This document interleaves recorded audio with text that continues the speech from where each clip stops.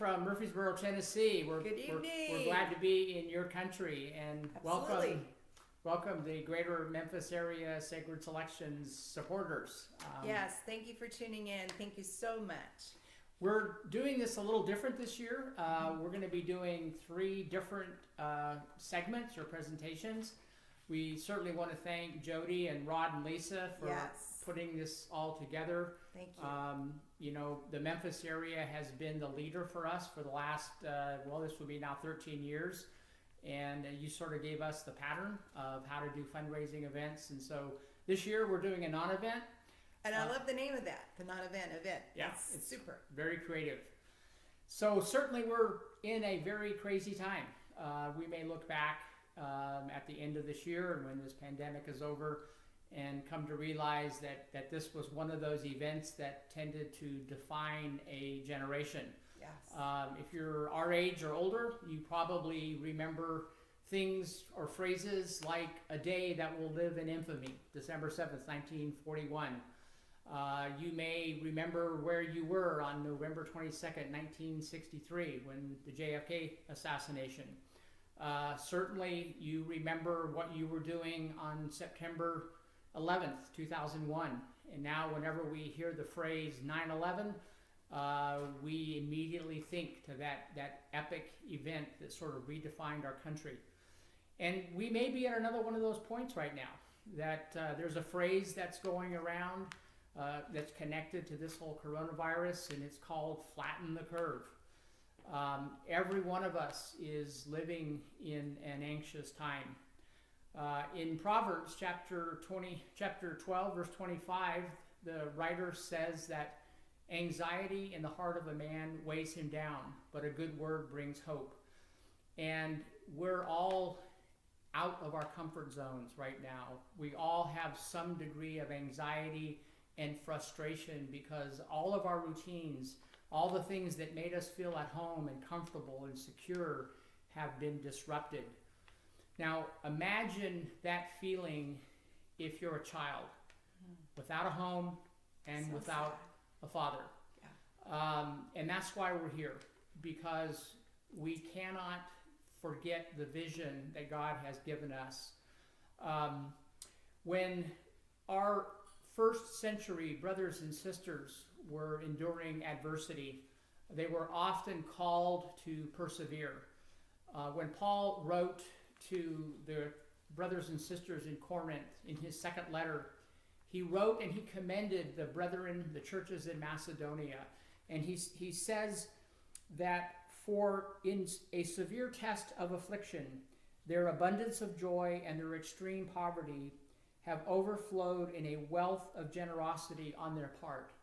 And he went on to say that they gave according to their ability and even beyond their ability. We have enjoyed for the last 13 years many prosperous years, and I've learned that when times are good, giving is fun. Giving is a very good act of generosity. And when times are tough, giving is an act of faith. And that's where we're at right now. The decisions that we do and what we can do to help these children that are in need of a home will make a difference for their lifetime. This year and this pandemic will pass, but what we do this year under affliction can change the course of history for these children. One of the things that we must remember, we hear this all the time, we want to flatten this curve, but we never want to flatten the curve of adoption. You can see from the image on your screen now that we've experienced growth for every year for the last 13 years. We don't want this to be the year that we flatten the curve. Dana? Well, I want to bring it to reality, and the moment that makes me cry at night is that David and I did the numbers, and with no formal fundraisers, let's say, that we usually have between now and August 22nd is the next one that's we think we're going to be able to do. We probably will not be able to fund between 17 and 20 children. And that just breaks my heart. Last year, God blessed us with 57 children in 1 year. But if we lose 17 to 20 this year, I just don't know. This week alone and yesterday alone, there were 2 children that needed a home, and we had waiting families, but we didn't have the funding, and we couldn't say yes to those children. And we've never in the history of Sacred Selections ever said no to a child, and that's what breaks our heart, and that's what makes me cry at night. And I want you to think about that. There's real ramifications of not having these fundraisers. Sacred Selections exists on it. I've been on the phone to all the agencies and attorneys that we work with and say, can we work together? And even just this morning, David was on the phone call with me with one of our attorneys, and he said, absolutely. You know, he said, we'll shave off as much as we can. We want to see, we believe in Sacred Selections. We want to see it to develop and grow and not stymie in all of this. So there's a lot being done behind the scenes.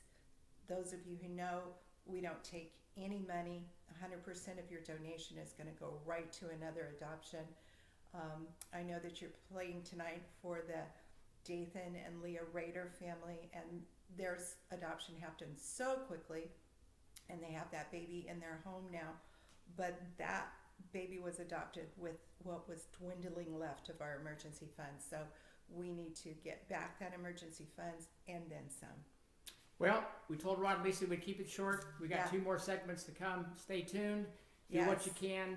We will make a difference this year, and we will not flatten this curve. Yes. Thank you. Keep watching.